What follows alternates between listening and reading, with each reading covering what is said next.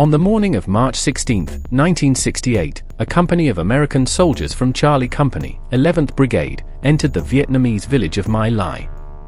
Their mission was clear on paper: search for Viet Cong fighters and destroy their base of support.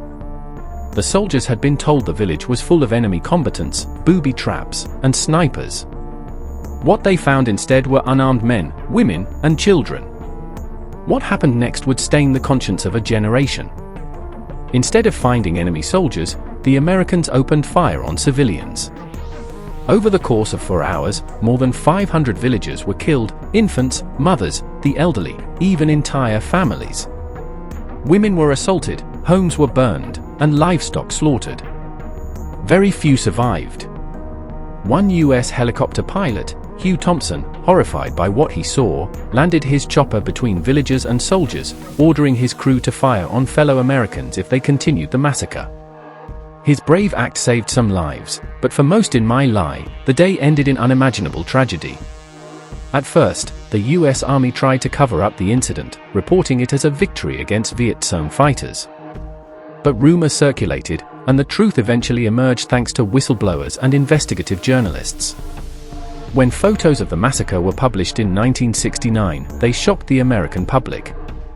Families saw images of children lying lifeless, mothers clutching babies in death, and soldiers standing over piles of bodies. For Americans, the My Lai massacre was more than just a tragedy abroad, it was a shattering moral crisis. Until then, many had believed that the U.S. presence in Vietnam, however controversial, was ultimately about defending freedom and protecting innocent lives. But My Lai showed something darker: that even American soldiers could commit atrocities under the pressure, fear, and confusion of war. The fallout was enormous. Court-martials followed, with Lieutenant William Kaioi, the officer who led the assault, eventually convicted of murder. But his sentence was later reduced, and he served only a few years under house arrest. For many Americans, this outcome deepened the sense of injustice. The massacre and its aftermath fueled anti-war protests, gave critics more evidence that the war was not just unwinnable but morally corrupt, and left returning soldiers facing hostility and suspicion at home. For U.S. audiences, the story of My Lai is heart-touching and haunting because it forces a confrontation with the darkest side of human behavior in war. It wasn't just about losing lives abroad, it was about losing innocence at home.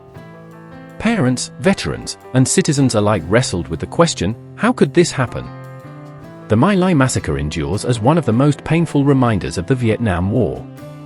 It is a story of tragedy but also of accountability, of how truth, once hidden, eventually came to light. It remains a lesson about the dangers of war without limits and the moral costs.